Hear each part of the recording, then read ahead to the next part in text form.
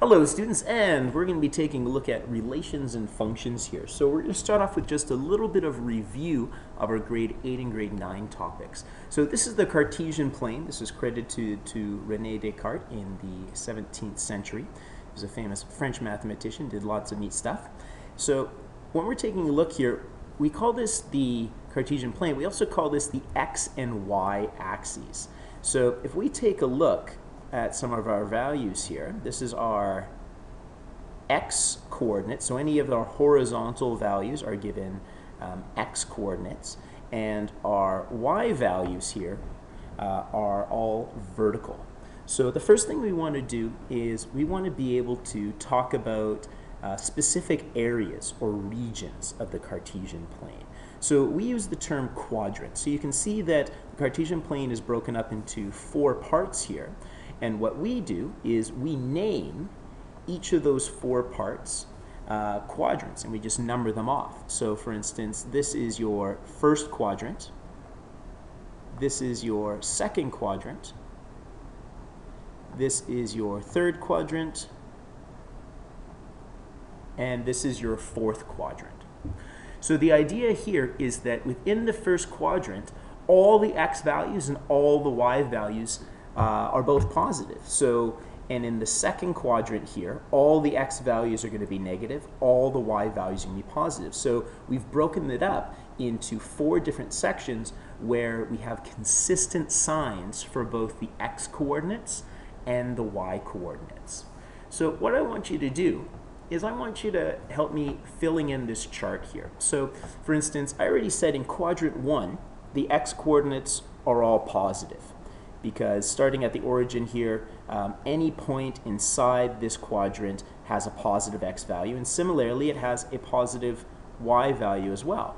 Now I said in quadrant 2, the x values are all negative, because it's on the negative side of the x-axis, but the y values are all positive. So what I'd like you to do is to pause the video and to fill in the information for quadrants 3 and quadrants 4. So filling in the rest here, in quadrant 3, what we can see is that we have negative x values and negative y values. So let's put that in there. So negative x and negative y values. And in the fourth quadrant, we can see that x values are positive, but y values are negative. And you can see that every single quadrant has a distinct rule. So for quadrant 1, the rule is they're both positive. In quadrant number 2, x is negative always, y is positive always. In quadrant 3, x and y are both negative always. And in quadrant 4, x is always positive, y is always negative. So you may be asking yourself, well, why did we decide to have this being quadrant 1? Why is this quadrant 2, quadrant 3, quadrant 4? Actually has a lot to do with trigonometry and what we call reference angles. So that's a grade 11 topic, but I'll be kind of going over that a little bit in class just to give you a little bit more background on this topic. So the next thing that we want to take a look at here are these are your x and y coordinates. So any point on the Cartesian plane, or your x and y axis, has a unique and specific set of coordinates. So all the coordinates on the Cartesian plane are ordered pairs given in the term of x comma y. That means your x-axis value comes first, comma, and then your y-axis value. So let's take a look here at filling in this table. So I'm going to do the first one with you here. So we've got this point A here. Okay, so I want to know what its coordinates are. So you always want to start from the origin.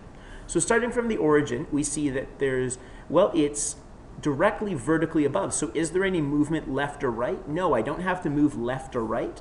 So that means that there is a 0 for our x coordinate. Okay, so now we have to find, okay, what vertical motion do I have to go from the origin? So 1, 2, 3, 4, 5, 6, and 7. So the point 0, 7 gives us our a coordinate. So now let's take a look at our b value here. Let me just get my little hand guy.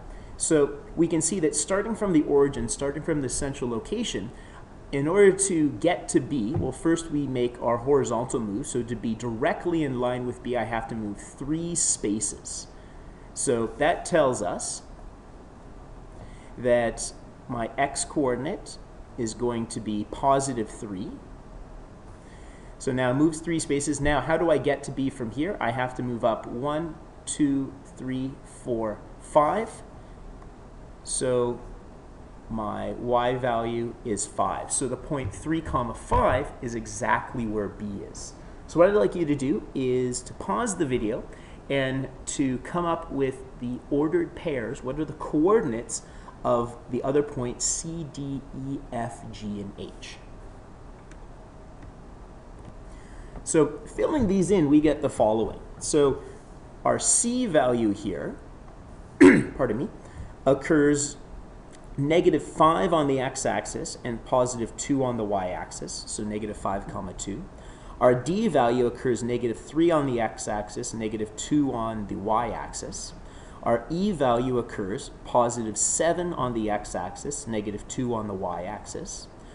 Our F value occurs at 0 on the x-axis and -4. Let me change that. There we go. -4 on the y-axis.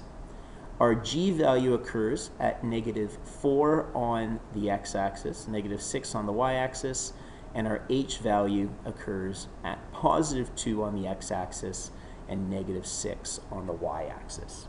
So these are our ordered pairs. The thing to keep in mind here is that every single individual point anywhere on the Cartesian plane has a unique set of coordinates, and those coordinates are always given to you in the terms of your x-coordinate first, then your y-coordinate.